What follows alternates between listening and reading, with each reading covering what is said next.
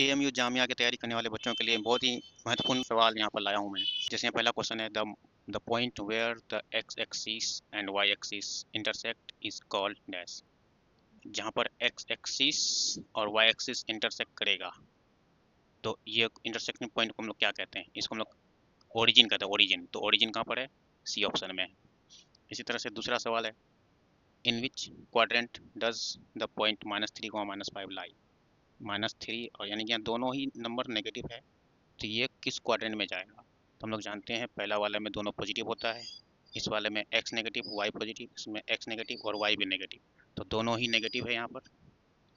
तो दोनों ही नेगेटिव है, तो ये थर्ड क्वाड्रेंट है। और यहाँ पर एक्स नेगेटिव होता है, वाई पॉजिटिव होता है, तो दोनों नेगेटिव वाला हमारे कहाँ होगा? थर्ड क्वाड्रेंट, यानी कि सी ऑप्शन हो जाएगा। इसी तरह से तीसरा सवाल, the x coordinate of a point तो इज ऑल्सो कॉल्ड। तो किसी भी पॉइंट का एक्स कोऑर्डिनेट यानी पहला वाला नंबर, एक्स कोऑर्डिनेट को क्या कहते हैं? हम लोग जानते हैं एब्सिसा कहा जाता है। The point 5, -3 lies in the dash quadrant, यानी कि ये वाला जो पॉइंट है ये कौन से क्वाड्रेंट में मौजूद होगा? तो इसके लिए क्या करना है, जैसे ये एक्स होता है, ये वाई होता है। एक्स पॉजिटिव है तो एक्स पॉजिटिव राइट साइड हुआ, और वाई नेगेटिव है तो वाई नीचे की तरफ हुआ। तो कौन सा क्वाड्रेंट हो गया? ये क्वाड्रेंट हो गया fourth quadrant. Fourth quadrant, what is the ordinate of the point इतना, इस पॉइंट का ऑर्डिनेट क्या होता है? तो हम लोग जानते हैं पहला वाला पॉइंट को एब्सिसा कहते हैं, दूसरा वाला पॉइंट को ऑर्डिनेट कहते हैं।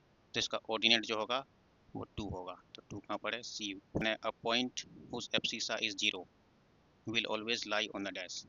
एब्सिसा 0 होने का मतलब है कि एक्स और वाई वाला पॉइंट में, यानी कि ये वाला पॉइंट हमारा 0 है और वाई कुछ ना कुछ होगा तब, यानी एक्स 0 है, वाई के बारे में कुछ नहीं बोला, तो कहना है कि वाई का वैल्यू है, एक्स का वैल्यू नहीं है। तो जिसका वैल्यू होता है वहीं पर वो लाई करता है। तो कहना कहीं एब्सिसा 0 है तो वाई एक्सिस पर which of the following is located on x axis, इनमें से कौन सा एक्स एक्सिस में लोकेटेड है, यानी कि मौजूद है? तो एक्स एक्सिस पर होने के लिए एक्स का वैल्यू होना चाहिए जिंदा, वाई का वैल्यू नहीं होना चाहिए। तो ऐसा कहाँ पर है?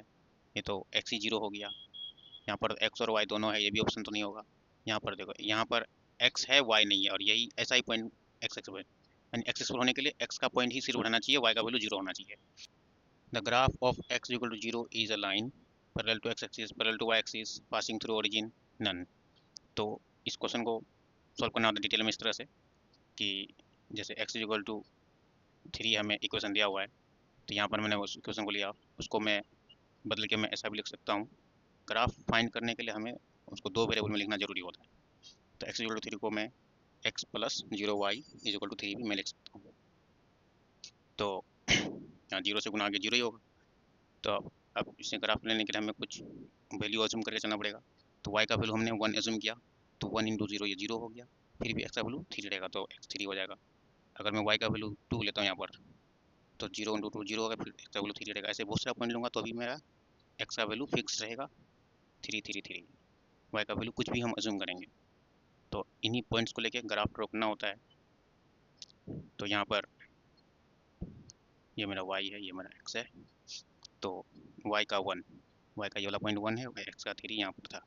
तो 1 और 3 के सामने ये वाला पॉइंट हमें मिला, ऐसे करके 1 और ये 3, और वाई का 2 एक्स का 3, वाई का ये 2 और एक्स का 3, तो ये 2 पॉइंट मिला। तो और इन दोनों पॉइंट को मिलाने वाली जो लाइन है, यही लाइन हमारा ग्राफ कहलाएगा। तो ये ग्राफ हमारा कैसा होगा? तो ये इस वाले लाइन का पैरेलल नहीं हुआ, ये वाला लाइन का पैरेलल हुआ, यानी कि ये ग्राफ वाई एक्सिस के पैरेलल होगा। तो पैरेलल टू वाई एक्सिस।